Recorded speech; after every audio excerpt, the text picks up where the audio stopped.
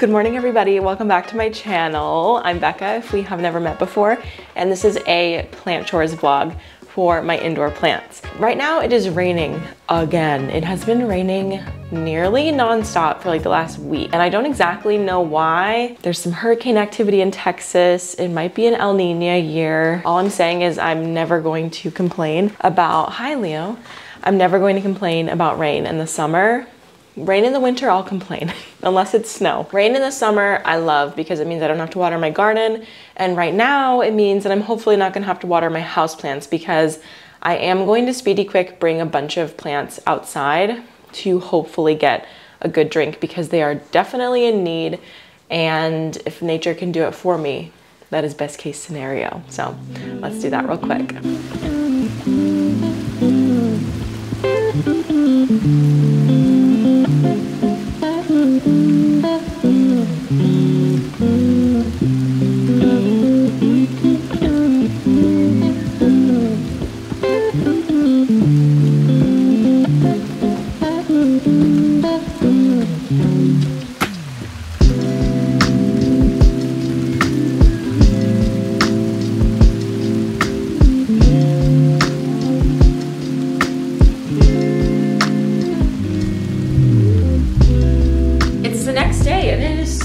So sunny outside, which is such a fun contrast to yesterday and like the whole week we've had.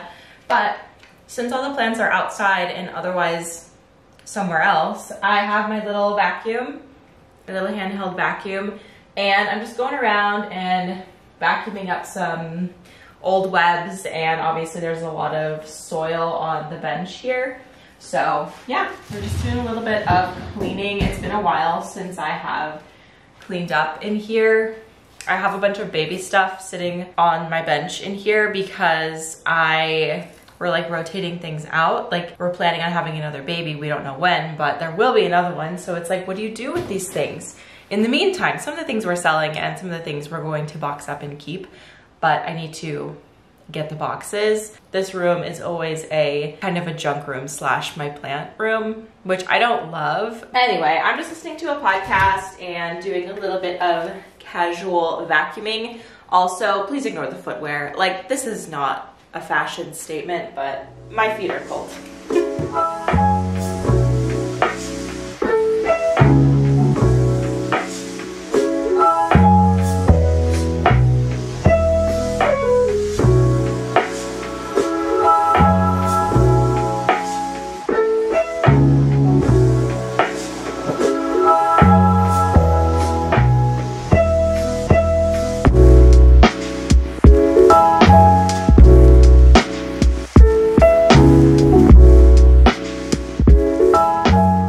Okay, everything is back in the room and it looks fantastic. As you can see, I have an open spot right here and I have a plant that I'm going to put there and we need to repot it. So we're gonna go over and do that. I've got my pot. As I said, it's been sunny today, but the last couple of days it's been definitely overcast. And I think the plants are enjoying the break from the bright sun. But I got this plant because I wanted to put it in a grow frame, and then I realized that it was going to need a 6-inch pot and it would be too big for the grow frame. So we have to put it on the green wall now, I guess, because I'm not gonna return a beautiful plant like this. This is a marble queen. No, it's not a marble queen. This is a golden pothos. And I really love golden pothos. I love seeing them for other people, but pothos just tend to not do very well in my collection for one reason or another. Usually it's neglect. So we'll see how long it lasts. I have a different pothos from a plant friend and it's been doing pretty good. So it's kind of given me confidence to launch back into the pothos thing. And honestly, this one probably could use an even bigger pot than this. I don't want to walk out there again. And this will be fine. I'm gonna remove a bit more soil. I could potentially split this into 2 plants so that, you know, one half of it could go in the grow frame. But I don't know. I keep like moving that grow frame around different parts of my house and it just doesn't really work anywhere. I might give it away because I don't know, I really want to use it, but I'm at the point where I just like, I can't keep storing things that I'm not going to end up using. It's kind of a bummer. But I guess I could put it in the greenhouse. That's a great big plant storage area. This does need to be watered, but she's all potted up, looking gorgeous. I feel kind of weird that I don't have more plant chores to do because so many of my plants are out in the greenhouse now, and I really didn't realize that just bringing like, I don't even know how many I brought out there, 15-ish plants. I didn't realize that bringing just that amount would cut down on my work in here so much. Like yeah, I'm kind of twiddling my thumbs today. Like, today's a plant chores day. I wanted it to be a plant chores day, and I just don't know what to do. So I'm kind of just finding things to do, which is so funny because normally I have an overwhelming list of things to do in here, and I still have quite a long to-do list, but it's just transferred to the greenhouse now, which is fun. I'm excited about that.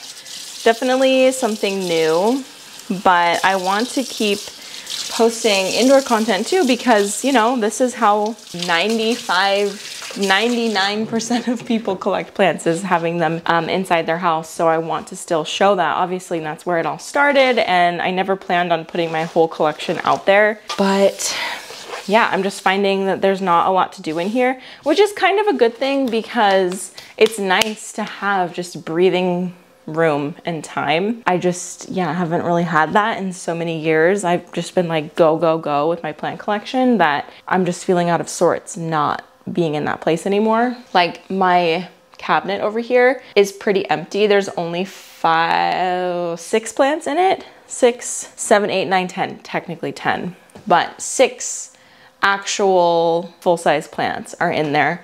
And they're the ones that I just don't want to bring out to the greenhouse, but I'm still figuring out the anthurium situation out there. I put them underneath the benches so they would get more shade, so they wouldn't get as scorched and stuff. But yeah, like, I feel like winter time, we're gonna really thrive because I'm gonna be bringing plants.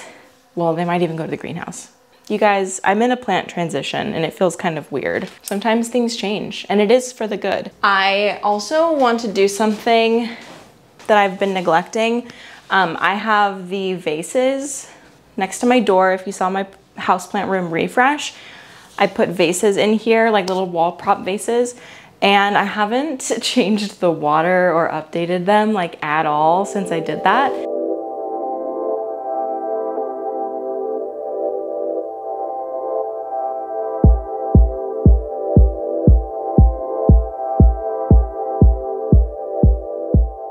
So while I have these clippers out, let's do some more pruning because I haven't done pruning in a really long time. And I feel like my plants just kind of need a little zhuzhing if I'm really kind of looking for things to do. This is definitely something that I can do because yeah, some of them could use some help. When it comes to pruning, I don't know. I kind of focus on leaves that are just ugly. Like these ones are all browning tips, and the plant just, you know, it doesn't need it. There's lots of other leaves that are much prettier and happier that can support the plant's photosynthesis, so I don't need to hold on to them.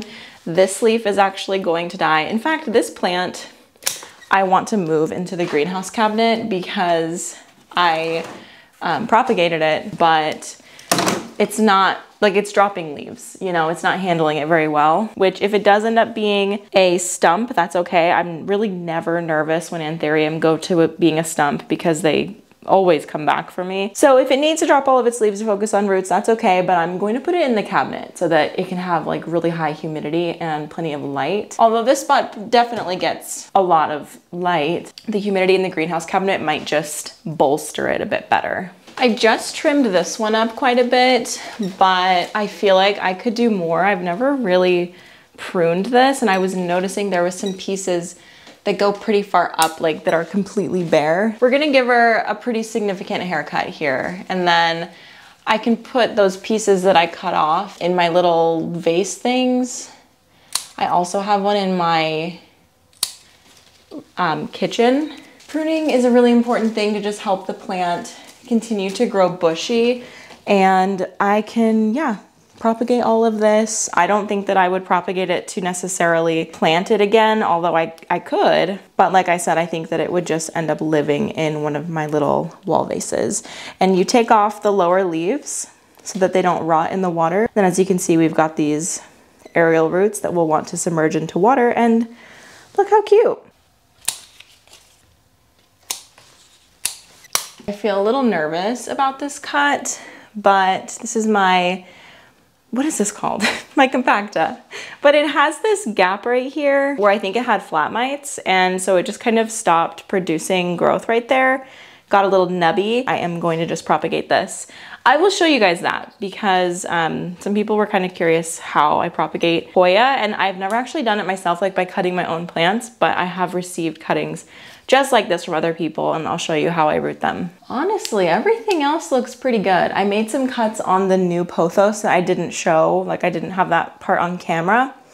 But I think that's about it for the props. I mean, maybe I could look at my Fittonia and maybe do a little bit of pruning on her, but I don't know. I guess we can try and see if it does anything for her. Just the pieces that are kind of hanging over like this. All right, so when it comes to propagating Hoya, I have these little clear cups with a hole at the bottom, and I didn't actually have to put the hole at the bottom. I could have just left them sealed. But what I'm going to do is I'm actually just gonna cut this one in half. We have a single node here, and I'm going to fill this up with soil, and then you just stick it in there. That's literally it. And it needs to be in a place with lots of light and humidity, so my greenhouse cabinet is going to be the perfect spot for it.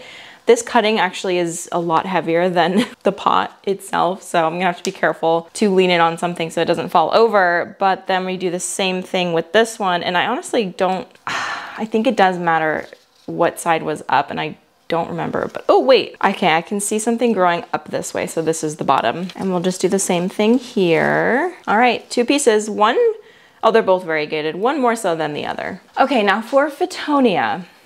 To be honest with you, I've never actually successfully propagated Fittonia, so I'm gonna try a few things. We're gonna try a couple pieces in soil, and we're gonna try a couple pieces in water, and then I guess I could do a couple pieces in spag to see kind of what is the best method here, because I am kind of curious. So we'll just run this little experiment because now I have room in the cabinet to do such things. And then I was also thinking, see, was it 5 seconds ago that I was saying that I feel like I don't have anything to do in here?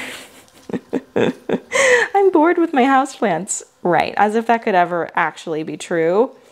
There's always something to do. Okay, we've got soil. I have so many little water prop vessels too from when I did this like all the time.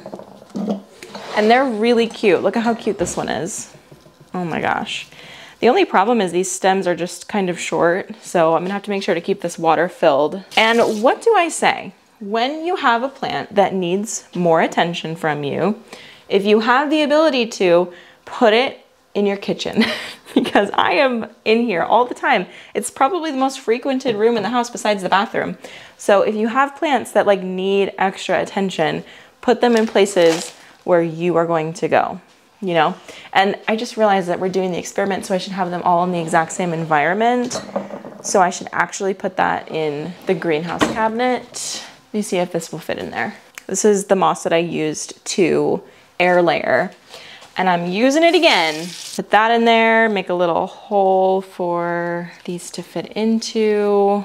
I think I'm gonna add another piece to my soil section. Guys, I don't think soil is gonna be the way to go for this. I just have a feeling it's not going to stay moist enough. I don't know. We will just have to see. If these pots didn't have the hole at the bottom, I think that it perhaps could have worked, but I think the hole might let too much moisture escape for this type of plant. With the Hoya, it's great, but for a Fittonia, I don't know. So stay tuned. I will definitely keep you updated on how this goes. Propagating Fittonia for the first time, hopefully will be, well, I guess it's not my first time. I have tried before, but not with success. but I've seen other people do it, and if it's my favorite plant, I feel like I should try and be more experimental with it. So that's what this is. All right, so there are our 3 Fittonia awaiting results. I will definitely keep you in the loop. If you want to check out my Instagram, I will probably be posting over there too, just some updates on this situation. We have a water prop, we have spag, and then we have soil. Really curious to see what the results are going to be of this. And then I have my 2 Hoya up there. I was actually really tempted to chop my new Hoya, the Polynera Broget, like the silvery Polynera, but I chose not to. I'm going to give it a little bit more time to acclimate. I don't know. I just feel kind of bad because it literally just got rooted and repotted, and I don't want to mess with it too much. I don't think that it would give it too much trouble, but maybe next week I will do that when I have a little bit more courage. But until then, thank you so much for watching this video and hanging out with me while we do some indoor plant chores. Stay tuned for another upcoming greenhouse chores video. And yeah, I will see you next time. Bye.